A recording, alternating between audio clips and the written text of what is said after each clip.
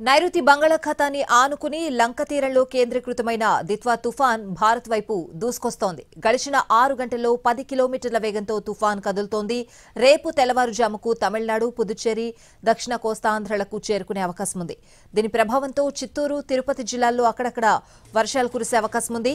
దీంతో పాటు ప్రకాశం, నెల్లూరు, కడప, అన్నమయ్య జిల్లాల్లోనూ మోస్తరు నుంచి భారీ వర్షాలు కురిసే అవకాశం ఉందని ఏపీ రాష్ట్ర విపత్తుల నిర్వహణ సంస్థ హెచ్చరికలు జారీ చేసింది.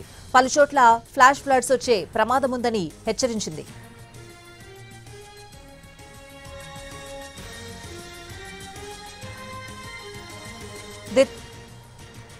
దిత్వా తుఫాన్ సందర్భంగా తీసుకోవాల్సిన ముందస్తు జాగ్రత్తలపై ప్రభుత్వం రివ్యూ చేసింది. రాబోయే 2-3 రోజుల పాటు అప్రమత్తంగా ఉండాలని అధికారులకు ఆదేశించింది. రాబోయే 24 గంటల పాటు నెల్లూరు, చిత్తూరు, కడప జిల్లాలకు ఫ్లాష్ ఫ్లడ్స్ ప్రమాదం పొంచి ఉండడంతో మరింత అప్రమత్తంగా ఉండాలని సూచించింది. నెల్లూరు, చిత్తూరు, కడప జిల్లాల్లో రోడ్లకు గండ్లు పడడం, కోతకు గురికావడం వంటి అంశాలపై దృష్టి పెట్టడంతో పాటు అప్రమత్తంగా వ్యవహరించాలని స్పష్టం చేసింది.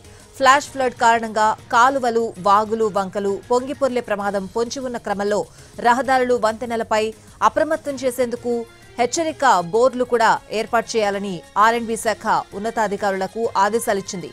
బలహీనంగా ఉన్న కల్వట్లు, వంతెనలను కోతకు గురయ్యే అవకాశం ఉన్న రహదారుల విషయంలో ముందస్తుగా ప్రత్యామ్నాయ ఏర్పాట్లు చేసుకోవాలని సూచించింది.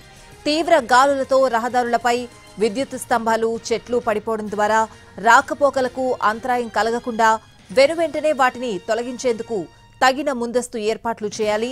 రాబోయే 72 గంటల పాటు అధికార యంత్రాంగం క్షేత్రస్థాయిలో సమన్వయంతో పనిచేస్తూ అప్రమత్తంగా వ్యవహరించాలని ఆదేశించింది.